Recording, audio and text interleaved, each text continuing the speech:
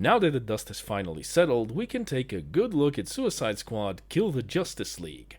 And to say that this game is a failure and a disappointment would be an understatement. But in order for us to fully appreciate the scale of this disaster, we have to take a few steps back and take a look at the games that came before it. There used to be a time when superhero games sucked. At best, you would get an arcade-style beat-em-up or something pretty bad like Superman for the N64. In fact, the best Batman game for quite a while was Batman Return of the Joker. No, not that Return of the Joker. This Return of the Joker. The game for the first Game Boy. So when a relatively unknown studio called Rocksteady, with a single game called Urban Chaos Riot Response under their belt, said that they would be making a Batman game, people were skeptical, to say the least. Others had tried before them and had failed spectacularly, so why would this be any different? However, in 2009, with the release of Batman Arkham Asylum, Rocksteady proved that they could make the impossible possible. Not only did the game have a great story, it also had a very robust and effective combat system, especially for the time.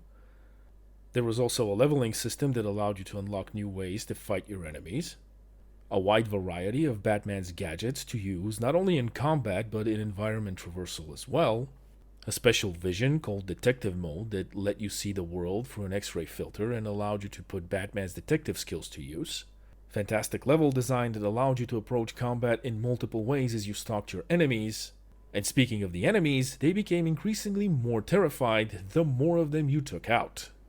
And as you progressed through the story, the game world changed, the enemies became tougher, and you had some pretty interesting boss fights to deal with. And as the night progressed, not only was Batman looking more and more beat up, but his costume was showing signs of wear and tear. And as if all of that wasn't enough, the game was full of Easter eggs and bits of lore, scattered around for you to find.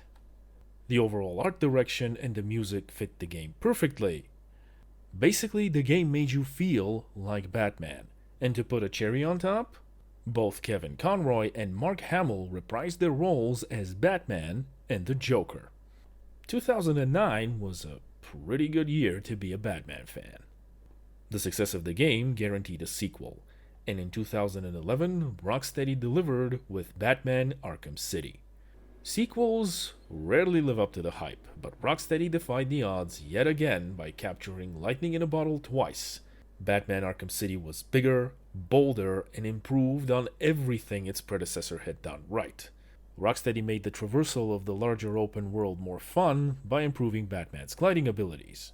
The bosses this time around were even grander, with Batman fighting villains like Mr. Freeze, who constantly adapted to Batman's tactics, forcing you to change your playstyle during the encounter. Overall, the game was a smashing success, and it pretty much guaranteed that we were looking at a series. The next game was released in 2013, called Batman Arkham Origins. However, this game wasn't developed by Rocksteady. The game had the weight of its predecessor's success to carry on its shoulders, and unfortunately, it didn't quite live up to the hype. It had multiple bugs at launch, the boss fights were boring and repetitive, and Batman and the Joker weren't voiced by Kevin Conroy and Mark Hamill this time around. But overall, the game was good. In 2015, the fourth game in the series and the third made by Rocksteady, Batman Arkham Knight, was released. The release of the game was stained by a PC port that was so bad that it had to be pulled, and overall the game felt a bit bloated. However, it was still a good game. And unfortunately, it's all downhill from here. The studio that made Batman Arkham Origins released Gotham Knights, and the game was an absolute flop. So what does Rocksteady do? Do they go back to the tried and tested formula that they know works? No, of course not. They decide to make a live service game, and thus here we are. Suicide Squad Kill the Justice League. The idea behind the game is pretty simple. Brainiac is invading Earth. He has taken control of the Justice League, and the only ones who can save the planet are the Suicide Squad. A bunch of dangerous criminal misfits who are forced to work for the government because they have microbombs implanted in their heads, and if they refuse, they will literally be killed. On paper, it doesn't sound that horrible, so where did it all go wrong? First, let's have a look at the game's characters. Harley has been made less attractive and her character has been changed. Deadshot has been race swapped. Now, it's important to note that this game takes place in the same universe as the other games of the Arkham series. There are multiple references from this, including direct depictions of Harley and the Joker from the previous games. So the whole Deadshot being white in all the previous games and now all of a sudden being black is kind of a continuity problem. But obviously the developers didn't care and they chose to outright ignore it. And since there is no actual way to explain this, the wiki decided to solve that particular equation by simply adding a different page for the Suicide Squad Deadshot. In fact, the only characters that actually fit and sound sorta right are Captain Boomerang and King Shark. Poison Ivy also makes a return. Mind you, she sacrificed herself at the end of Arkham Knight, so she's reincarnated in this game as a child. The conversation Harley has with her and the jokes she makes are kind of awkward. And she's got a pet plant called Daphne, who apparently is non-binary as she refers to it as they, them. You know, it's an apocalyptic event. It's literally the end of the world, but let's take the time to get the plant's pronouns right because heaven forbid someone misgenders it. It's a plant. But of course they convince Poison Ivy to help them and she's giving them powers. So what kind of weapons / powers / abilities do you think Poison Ivy, who controls plants, would give the players in this game? Off the top of my head, I would say poisonous or mind-controlling spores, creeping killer vines, plant zombies, giant man-eating plants. But no, she gives them the things that plants are most known to love. Ice and apparently fire. And if you think this is stupid, it's gonna get worse. Let's have a look at the Justice League. The Flash is unceremoniously killed off with relative ease, which is kind of a problem considering the Flash can kill all of them in about 20 different ways in probably less than a second. So they would be dead before they blinked. And the moment gets made even more ridiculous when Captain Boomerang attempts to relieve himself on the Flash's corpse. And the game takes the opportunity to showcase its mature and sophisticated humor by having Harley salute and Deadshot congratulate Captain Boomerang when they see him with his pants down. Oh! Oh! Oh, beautiful! Green Lantern gets his ass whooped just like the Flash, and apparently the writers found it very amusing to show that Green Lantern is wearing Green Lantern boxer shorts. Ha ha ha. Are you having fun yet? But what happens next is what showcases the absolute lack of any sort of respect for DC lore. Everyone who's even remotely familiar with the Green Lantern Corps knows that when a Green Lantern dies, the power ring immediately flies off in search of the next lantern. In this game, however, King Shark just picks up the ring and forces it onto his little finger and becomes a Green Lantern.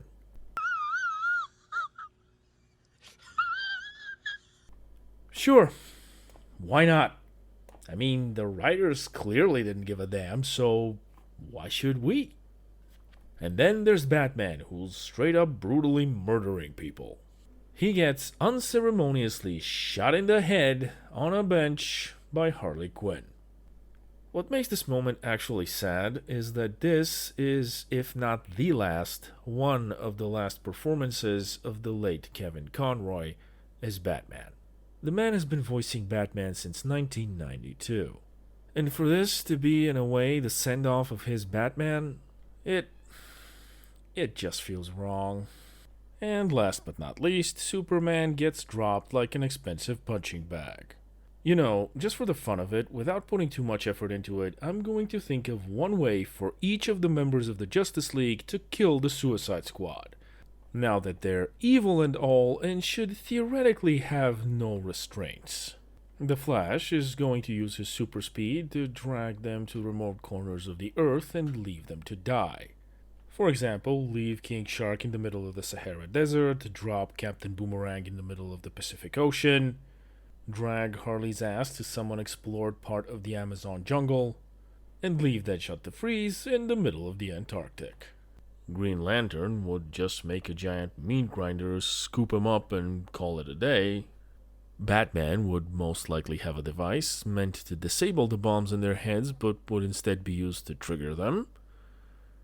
And Superman would just toss them, if not directly into space, at least a few kilometers up and let gravity turn them into street pizza. Now, at this point, some of you might be wondering, wait a minute, what about Wonder Woman? Why haven't I mentioned her? And that's not an accident. You see, she's the only member of the Justice League that wasn't mind-controlled by Brainiac. She actually stands up to Superman and tries to fight him with a kryptonite-laced shield, no less, which doesn't seem to have any effect, including when shattered into bits by Superman. But then she somehow stabs him with a piece of the kryptonite, and then he goes purple Godzilla on her ass and basically fries her with his heat vision. Essentially, Wonder Woman is the only member of the Justice League that has a heroic and noble death. Funny coincidence, don't you think? And there's also a problem with Wonder Woman's looks. This is how she looks in the comics. And in-game, she's modeled after her voice actress. Now, I wouldn't call this woman ugly at all. In fact, she's perfectly fine. However, perfectly fine, even attractive, isn't enough for Wonder Woman. In DC lore, Wonder Woman is practically the perfect female specimen. Not only is she imbued with superpowers, but she is also stated to be more beautiful than Aphrodite, who is the actual goddess of beauty and love. So, if beauty could be measured by some form of scale, and that scale was 1 to 10, Wonder Woman would be a 12 or above. Basically, if you want to make your characters look realistic, Wonder Woman is the last character you should do this with. She's practically a mythological goddess. There's been a trend lately in making female characters less and less attractive, and this game is no exception. Harley has been significantly toned down, Wonder Woman looks nothing like her comic book counterpart, and Poison Ivy has been made from an adult into a literal child. This whole trend is actually starting to become a big joke. Speaking of jokes, this is supposed to be the Joker. Yeah, I think a critical mass has been reached. It's time for the pillow.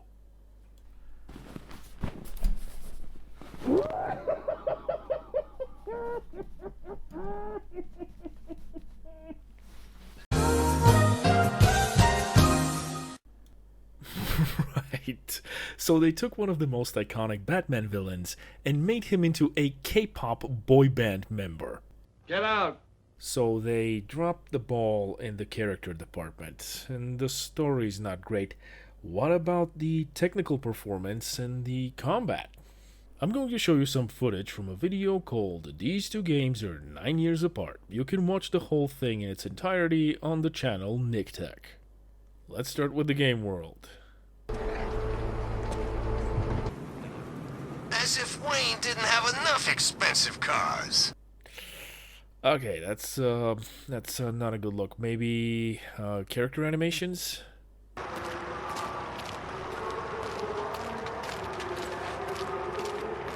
Right, significant downgrade. Traversal in the open world? All citizens arriving at Metropolis. I can swing it! Core Industries.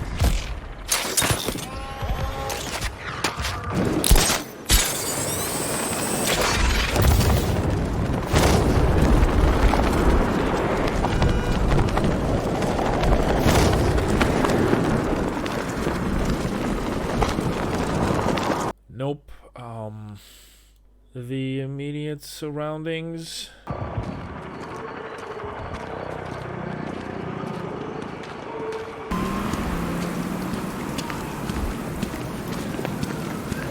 Nope. Okay, let's try combat.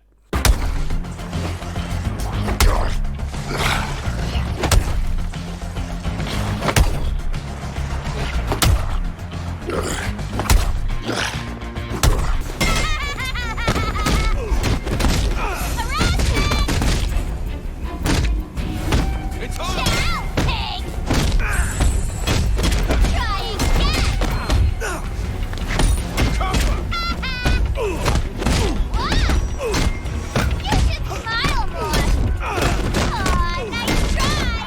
And that's a no. Okay, so on the technical front, the game is an actual downgrade, and its combat is repetitive and boring, unlike its predecessors. But if you think this is rock bottom, well, it's actually about to get worse. Because corporate greed dictates that the sequel to the best single-player Batman games ever made has to be a multiplayer live service game. Because that's worked out so well for the multiple franchises that have tried it, including this one. Well, let's have a look at the stats and see if the game at least succeeded there. And that would be a no. According to the Steam charts, Suicide Squad released in February 2024 with a peak player base of 13,400 people, and despite the game currently being part of a Steam sale at 70% off, it can't even hit 500 peak players in the past 24 hours. And what about its predecessor, Gotham Knights? It launched in October 2022, had an all-time peak of 24,000 players, and is currently struggling to keep a 24-hour peak of over 300 players. But what about another franchise? How's about Halo Infinite? It launched in November 2021, had an all-time peak of 272,000 people, and has a 24-hour peak of over 4,000. And that game is arguably a failure because it's a Halo game and it can be pulling in much larger numbers, but they have been failing to deliver on content. And what about the game that started the live service craze? Grand Theft Auto 5. It launched in April 2015, had an all-time peak of over 364,000 people, and has a 24-hour peak of over 158,000 people. On a side note, seriously, what are those guys doing with all that money? But I digress. So to recap, poor treatment of the DC characters, technical inferiority, and the greed to make this into a live service game have basically made sure that Suicide Squad Kill the Justice League is dead on arrival. So how are things at Rocksteady? Well, apparently the founders have gone off to make a new studio.